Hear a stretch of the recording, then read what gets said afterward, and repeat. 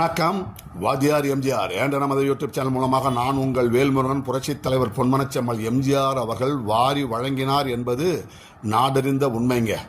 எந்த ஒரு நடிகரும் செய்யாத அளவிற்கு தமிழ்நாட்டிற்கும் தமிழ்நாட்டு மக்களுக்கும் தனது சொத்துக்களை எல்லாம் எழுதி வைத்து விட்டு சென்ற ஒரே முதலமைச்சர், ஒரே நடிகர் புரட்சித் தலைவர் பொன்மனச்செம்மல் எம்ஜிஆர் அவர்கள் தாங்க. ராமாவரம் தோட்டத்தில் இருந்த தன்னுடைய சொத்துக்கள் உள்ள அந்த நிலத்தில் காது கேளாதோர் மற்றும் வாய்ப்பேச முடியாதோர் என்கின்ற அளவில் இருக்கின்ற மாற்றுத்திறனாளி குழந்தைகளுக்கு தன்னுடைய சொத்துக்களை எல்லாம் எழுதி வைத்தவர் தான் நம் இதய தெய்வம் புரட்சித் தலைவர் பொன்மனச்செம்மல் எம்ஜிஆர் அவர்கள்.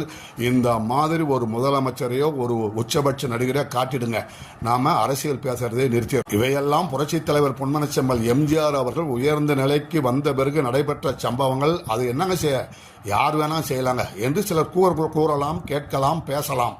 ஆனால் 1952 ஆண்டு புரட்சித் தலைவர் பொன்மனச்செம்மல் எம்ஜிஆர் அவர்கள் அப்பொழுதுதாங்க சினிமாவில் கொஞ்சம் கொஞ்சமாக மேலே வராருங்க, முன்னுக்கு வராருங்க. கடுமையான போட்டியில் முண்டி அடித்துக்கொண்டு முன்னேறுவதற்கு தத்தளித்து கொண்டு வருகிறார். தனக்கு ஒரு வாய்ப்பு கிடைக்காதா, மிகப்பெரிய சந்தர்ப்பம் அமைந்து விடாதா என்கின்ற அந்த காலகட்டத்தில் தன்னுடைய காரில் ஷூட்டிங்கெல்லாம் முடிச்சுட்டு புரட்சித் தலைவர் பொன்மனச்செம்மல் எம்ஜிஆர் அவர்கள் வந்து கொண்டிருக்கிறார்.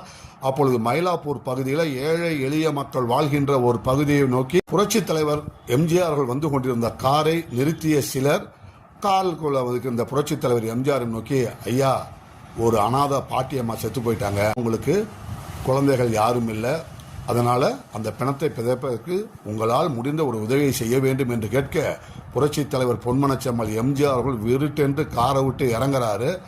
அந்த மூதாட்டி சடலம் கிடத்தப்பட்டிருந்த இடத்துக்கு சென்று பார்க்கிறார், கண் கலங்குகிறார்.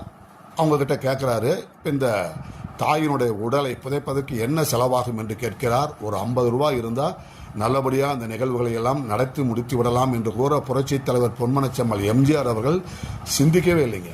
உடனடியாக தன் பாக்கெட்டில் இருந்த பணத்தை எடுத்து அது எவ்வளவு என்ன என்று கூட எண்ணி பார்க்காமல் அந்த தன்னிடம் உதவி கேட்டு வந்த அவரிடம் கொடுத்து, இந்த தாயினுடைய இறுதி சடங்கிற்கு இதுக்கு மேலே யாருக்கிட்டையும் நீங்கள் பணம் கேட்க வேண்டாம், அந்த தாயை மரியாதையோடு நீங்கள் அடக்கம் செய்ய வேண்டும் என்று கூறி அந்த பணத்தை கொடுத்து விட்டு அங்கிருந்து புறப்படுகிறார் புரட்சித் தலைவர் பொன்மனச்செம்மல் எம்ஜிஆர் அவர்கள்.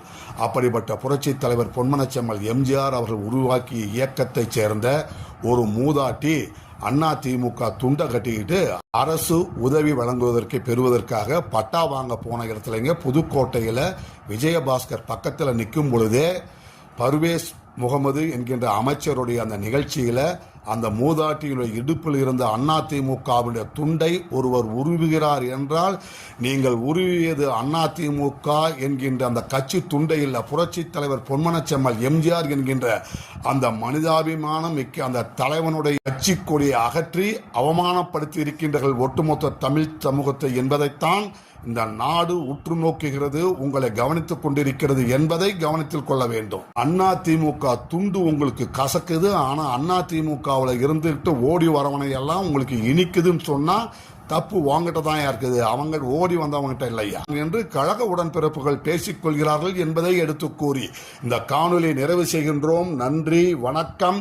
வாழ்க தமிழ், வெல்க அனைத்திந்திய அண்ணா திராவிட முன்னேற்ற கழகம்.